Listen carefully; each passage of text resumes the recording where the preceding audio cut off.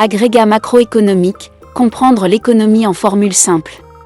Aujourd'hui, nous allons comprendre simplement les principaux agrégats macroéconomiques. Les agrégats macroéconomiques sont des indicateurs issus de la comptabilité nationale.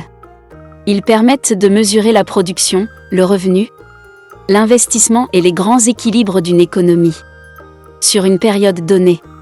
Avant d'aller plus loin, nous vous invitons à mettre une pause à cette vidéo, à cliquer sur le pouce bleu, vous abonner et activer la cloche de notification pour ne rien rater de nos prochaines vidéos.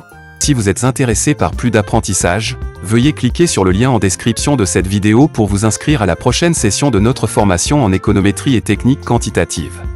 Commençons par l'agrégat le plus connu. Le produit intérieur brut, ou PIB. Le PIB mesure la richesse créée à l'intérieur d'un pays. Il peut être calculé de 3 manières différentes. Premièrement, par l'approche de la production.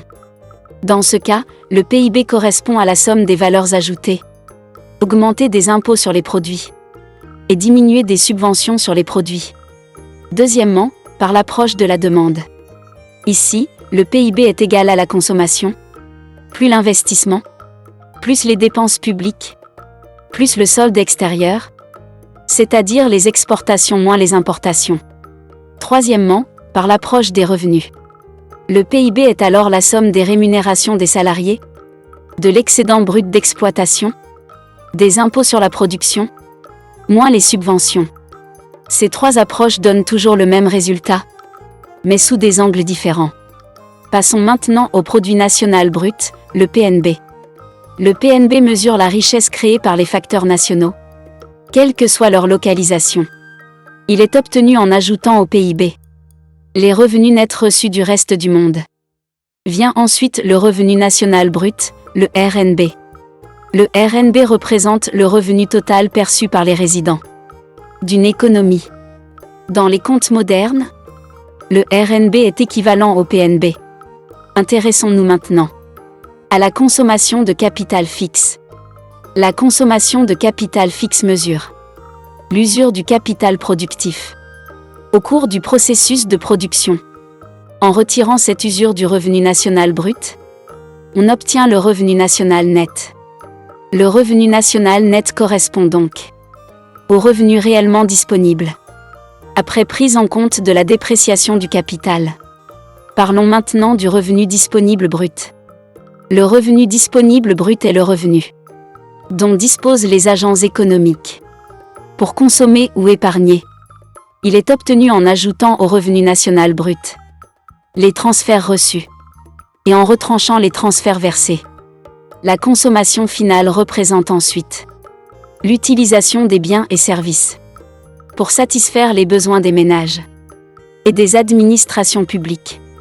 L'investissement, appelé formation brute de capital fixe, mesure l'accumulation de capital productif. Il comprend l'investissement privé et l'investissement public. L'épargne nationale correspond à la part du revenu qui n'est pas consommée. Elle est égale au revenu disponible brut, moins la consommation. La différence entre l'épargne et l'investissement donne la capacité ou le besoin de financement de l'économie. Lorsque cette valeur est positive, l'économie a une capacité de financement. Lorsqu'elle est négative, elle a un besoin de financement. Enfin, le solde extérieur mesure la contribution du commerce international. Il correspond à la différence entre les exportations et les importations. Pour conclure, les agrégats macroéconomiques constituent un cadre cohérent et indispensable pour analyser la performance économique, comprendre les politiques publiques et maîtriser l'analyse macroéconomique au niveau universitaire avancé.